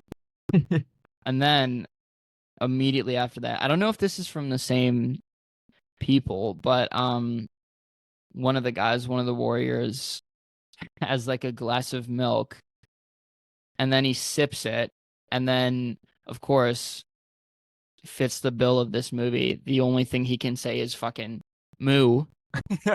Like what? That scene was hilarious, but just like the odds by which that was made. Oh my god. That shit made me mad uncomfortable. That was the best possible line of dialogue they could have written. His That reaction, shit just had me boo. cackling. I love that shit, dude. And then doesn't Rictus or Rectus or whatever say like let me get a glass or something? Doesn't he ask for a taste afterwards or something? I must have missed that. I probably tuned my brain out after he said move out because that I'm was just the most ridiculous thing ever. I'm pretty sure they pass the glass of milk around the room like it's a joint or something. Ugh, They all take a sip of it. that's so gross. That might be the grossest part of this movie, Yeah. like without question. And there's a couple other nominees, but that one in particular on a rewatch just made my skin crawl. Yeah. Yeah, that was my backup choice for this Okay. award. But Okay. Wow. So now I'm curious. my number one for the Shannon Sharp Nightcap Award, my choice is when Immortan Joe has like his henchman or the guy with him, he tells him to cut the baby out of Angarad. Like when she's Yeah. dying, he wants Yeah. he wants the I think baby she's to already dead at survive it. that point.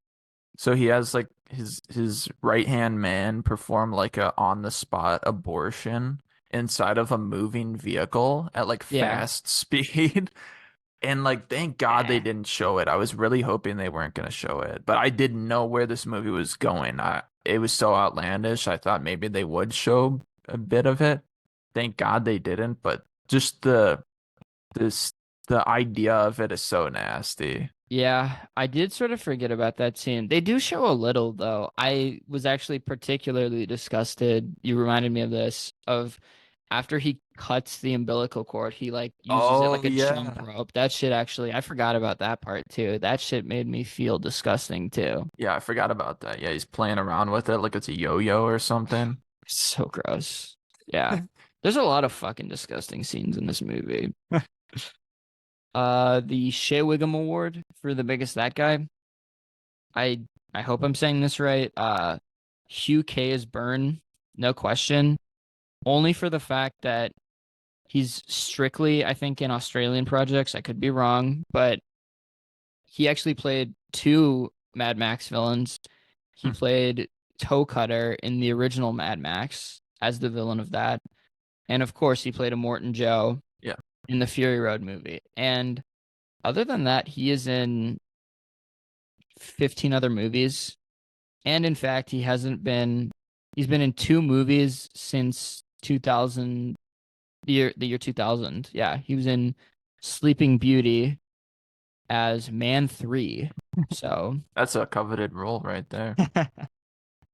but yeah, like he's just a absolute like what a guy. Only Mad Max villains mostly. And he was in a movie called Stone, which is an Australian biker film, but Huh. yeah. Okay. I mean, there's a couple others you could probably pick, but simply for the fact that his two biggest roles are two Mad Max villains, and at that, two completely different Mad Max villains, I Yeah, gotta give him the edge for that. yeah, that's interesting that they had him play two different roles. I mean, there's such a gap, there's such a difference that Yeah. he's pretty much unrecognizable. Yeah.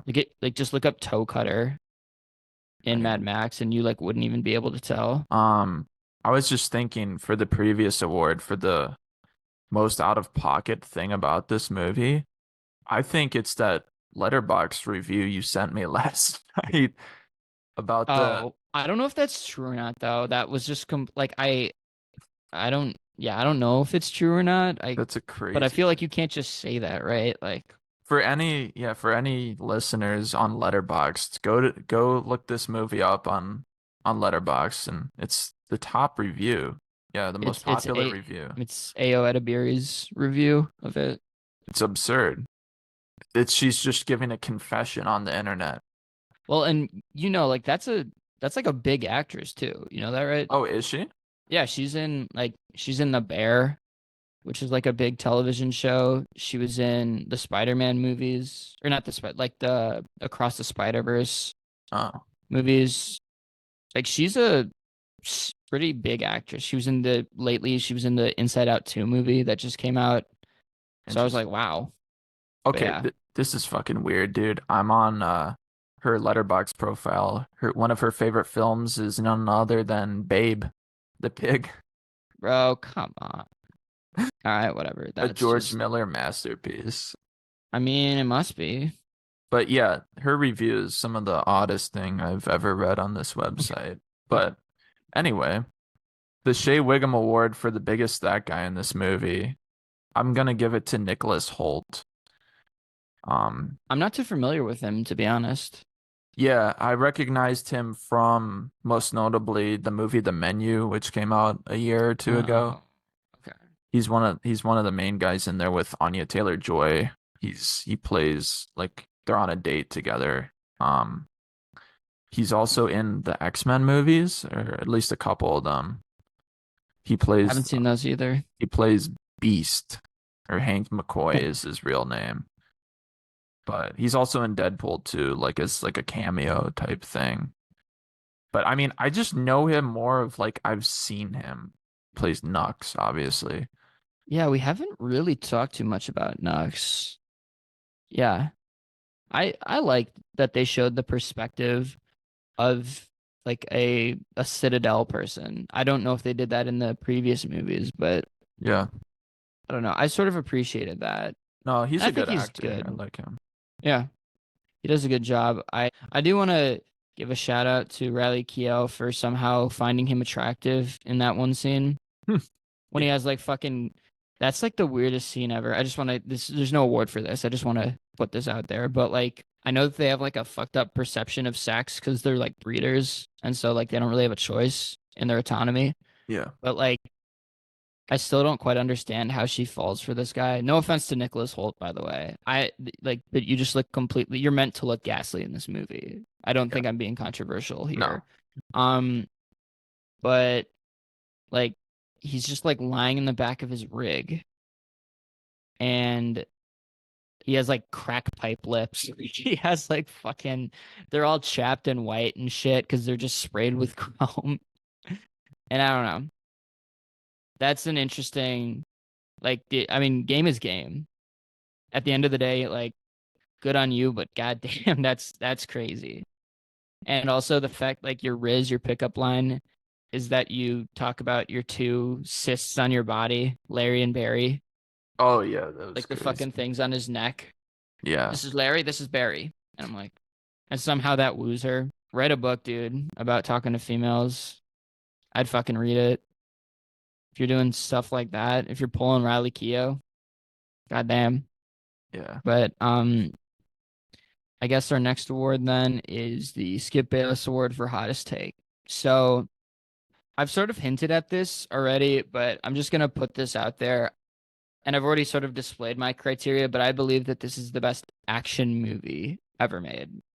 I think that like it of course in like a technical sense, if you want to say like, oh, it's not the best movie that is revolving around action or has action in it.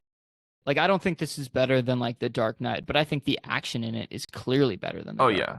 I think that like the just ambition and the scope in which George Miller does this is really second to none. And I know that there's been fantastic stunt work and choreography and things like that from Mission Impossible movies, from the Die Hard movies, from movies like that. But I think that from just an absolute ambition and scope and scale, where like everybody from like the lead actor to the fucking cameo extras in the scene are all involved in like the action of this movie. I have not seen a movie where it's been done better. I haven't. Yeah. That's fair. And But I then know that like some people aren't gonna agree just because it's not even 10 years old. So, but this is how I feel about it. yeah. I mean, I'm trying to think of a movie that has more impressive action than this, and I mean, it's most notable by if you just go on YouTube and look up Mad Max Fury Road behind the scenes. It's like they were just pulling this shit off like without adding CGI or anything, and that's so impressive. Like the only other movie behind the scenes I can think that was similar is like Mission Impossible, where they're actually kind of pulling off the stunts that you see in the movie. Yeah. But like most other movies, it's highly CGI'd or edited or stunts people or whatever. But like I think it's just the spectacle and the feats that they accomplished in this movie are second to none, really. Well, and also like the Mission Impossibles are a great comparison, but even those have like a defined plot. Yeah. Those have like elements of mystery and like obviously Cruise has to make time for his one-liners and shit like that. But like for this movie, like you've said already, it's 90% action. It's probably more like even 95% action if I'm being real. Yeah. But yeah, that's how I like I know we have different criteria for how we grade action movies, but I think we can both agree just in terms of pure action. I can say that it's the most impressive action movie ever. Okay, I'll say that. I'm fine with that. But for my Skip Bayless award for the hottest take, I'm gonna say Tom Hardy absolutely phoned in his performance here. And Hmm. I think that becomes Okay. obvious. I read a lot of like behind the scenes stuff, and apparently he was like just an absolute disaster to work with on set. Like he was showing up late to filming. He was just staying in his trailer the whole time. Apparently he had feuds with the other co-stars, like most notably Charlize Theron. they like hated each other and didn't get along.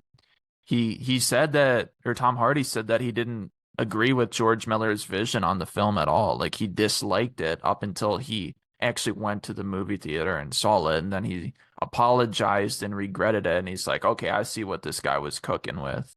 Like it became realized in the end, but George Miller said it and the co-star said it, like this guy was impossible to work with. And I think he kind of phoned in his performance, and because he didn't really agree with the way the movie was going for whatever reason. I don't think he was giving his best effort. And it's not like he has a lot of lines of dialogue or anything. And maybe it's because I haven't seen the previous Mad Max movies, but I just really wish there was a more developed character there because I think there's room for him to be really interesting. And I think he could be a really interesting character. I just felt like there was a lack of effort to really flesh things out with him. I didn't know about those behind the scenes stuff. I think that honestly makes it all the more impressive that they were able to work together, if anything, Yeah. both Miller and Charlize Theron. But I mean, I don't know.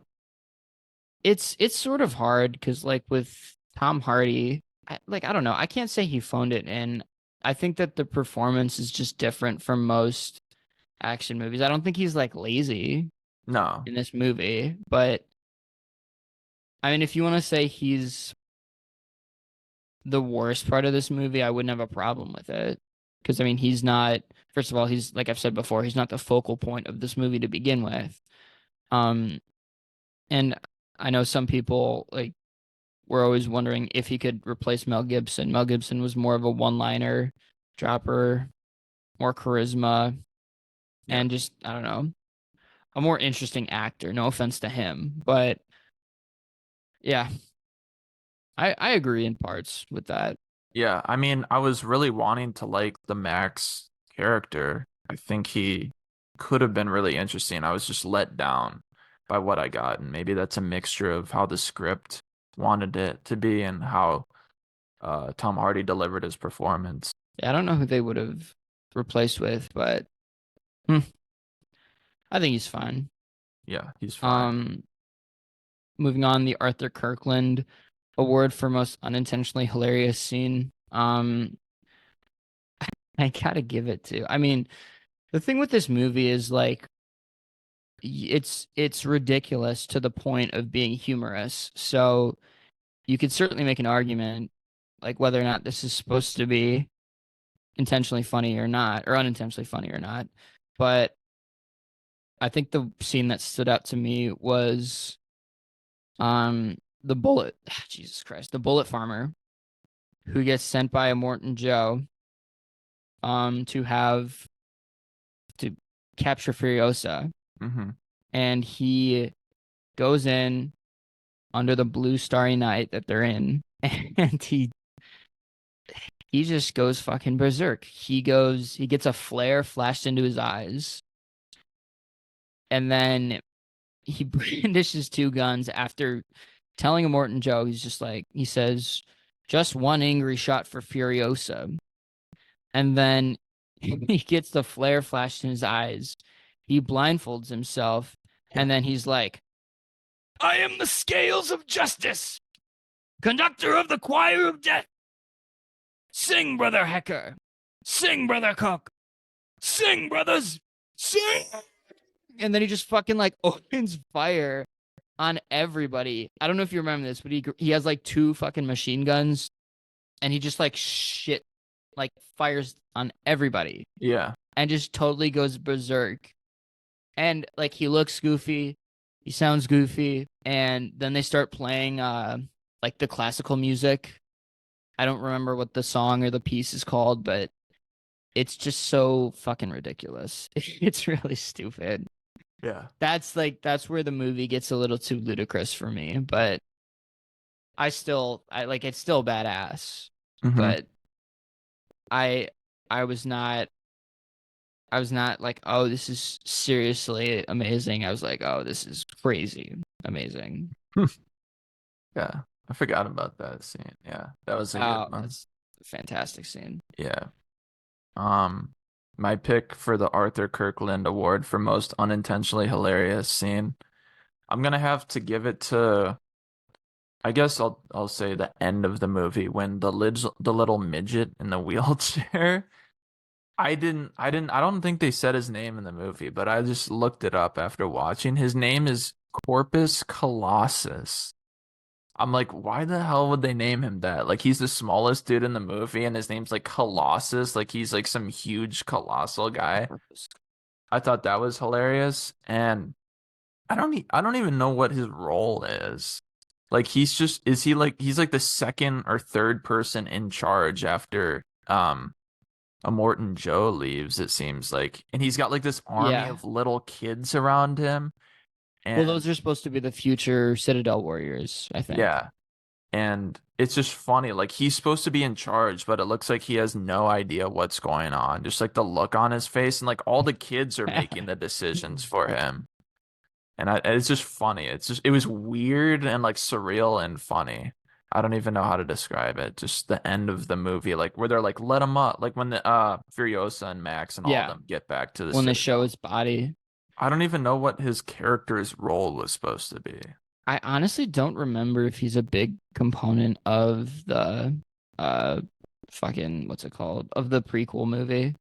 I just I wasn't really assumed paying attention. I just assumed he was like the second in charge when Immortan Joe leaves or something.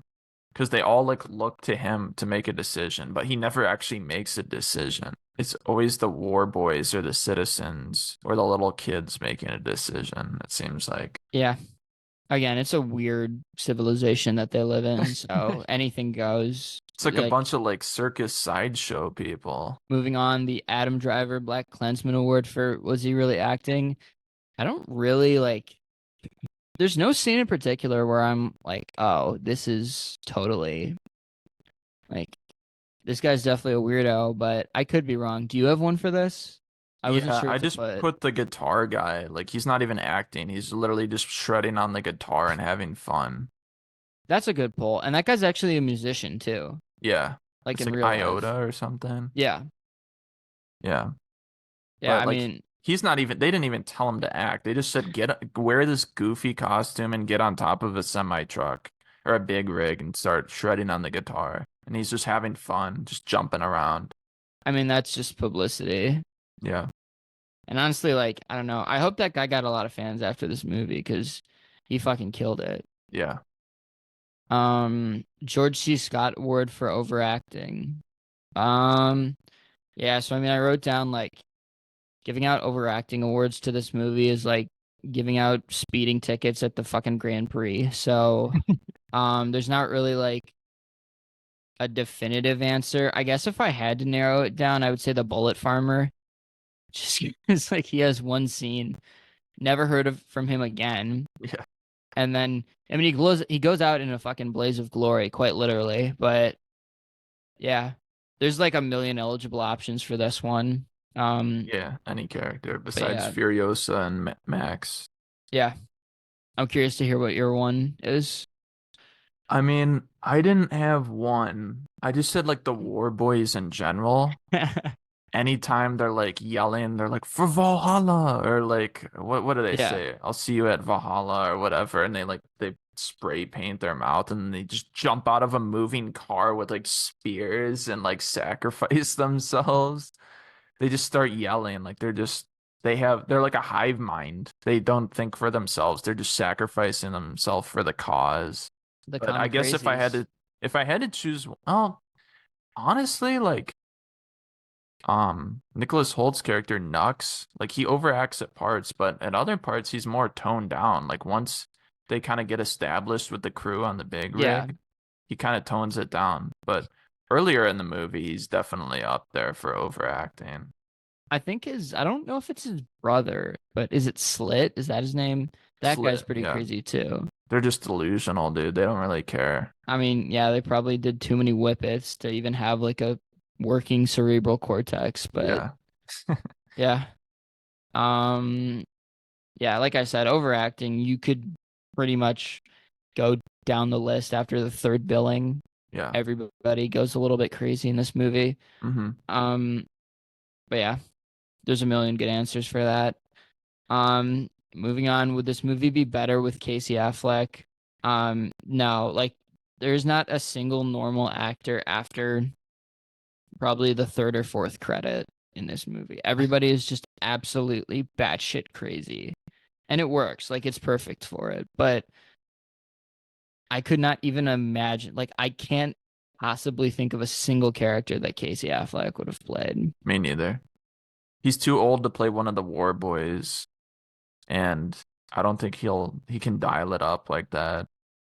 Maybe he could, but he's too old for that. Affleck can just play a cop. Any movie we're dealing with cops or something, sure, but not Mad Max. Although Max is a former cop, but Yeah, but he's like yeah, it's like apples to oranges. And then lastly, the Quentin Tarantino Award for Best Line of Dialogue. I mean, to go out after saying the words, I am the scales of justice, conductor of the choir of death. That's like, I know it's not really, it doesn't really mean anything, but it's just hard as hell. Yeah, it sounds cool. It's a cool Instagram caption. It's just like, I don't know, such an aura for such a minor character. Yeah, I was considering that one, but I mean, there's a lot actually. There's really a lot that you could do in this yeah, movie. for like the and a lot lack of quotes. dialogue in this movie, there are a lot of really good lines. Like when they speak, it does matter. But Yeah. I gave it to one of Max's lines. I think it's at the beginning of the film. He says, I am the one that runs from both the living and the dead, hunted by scavengers, haunted by those I could not protect. So I exist in a wasteland, reduced to only one instinct, survive. I mean, that's pretty much the movie. Yeah. It's right at the beginning. It kind of just sets the stage. I guess Yeah, that's our background we get on him, but I kind of like that characterization of him, like just like a haunted like survivor, like he's just on his own fighting for his survival. It's just kind of like, holy shit, we're about to get thrown into a fucked up reality right now. And that we did. Yeah. So that wraps up our episode on Mad Max Fury Road. Thank you all for listening. Expect more blockbusters coming along the way. And as always, take care, people.